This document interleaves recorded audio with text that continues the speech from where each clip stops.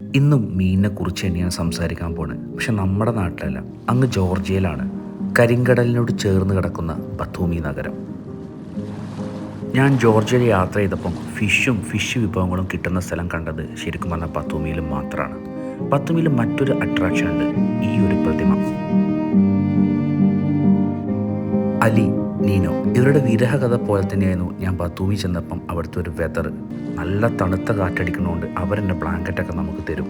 സ്റ്റാർട്ടറായിട്ട് ഞാൻ ഓർഡർ ചെയ്ത് ഒരു മെക്സിക്കൻ ഫ്രൈയും ഒരു ചിക്കൻ ഒജാഹുരിയാണ്. വെജിറ്റബിൾസും മീറ്റൊക്കെ ഒന്നിച്ച് സോട്ട് ചെയ്യുന്ന ഒരു സംഭവമാണ് ഒജാഹുരി.